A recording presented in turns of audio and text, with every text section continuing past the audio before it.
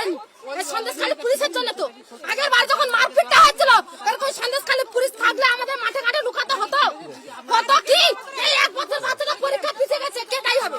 তুই মফিজুল তুমি একটু হাতটা তোমার ডেট বলুন, ডেট বলুন, আমার লিখে নেই বলুন। এই ডেটে সাধারণ সাকারে সবে কেন বলতে পারবেন না? কেন বলতে পারবেন না? কেন বলছেন আরাম করছে? এখানে ঝামেলা হচ্ছে বলে আপনারা এখানে চুপ করতে বলতে পারছেন। সাধারণ জন কথায় আপনারা খুঁজতে পাচ্ছেন না। খোঁজা হচ্ছে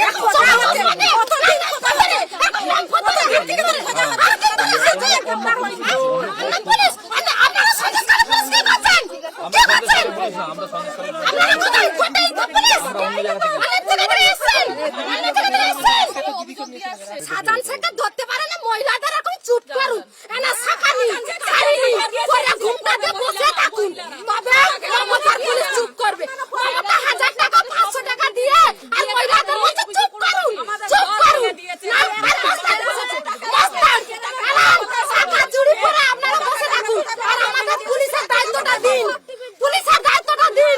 এতদিন সাধারণ শেখা খুঁজে বের করতাম, সাধারণ শেখা খুঁজে বের করতাম।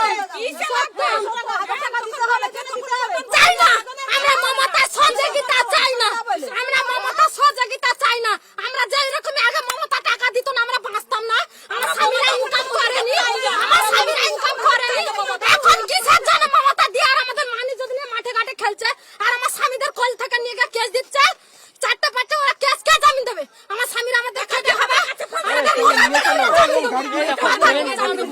মাঝের পাড়া থেকে হালদার পাড়া দফায় দফায় যখন উত্তপ্ত হয়ে উঠছে সন্দেশখালীরা।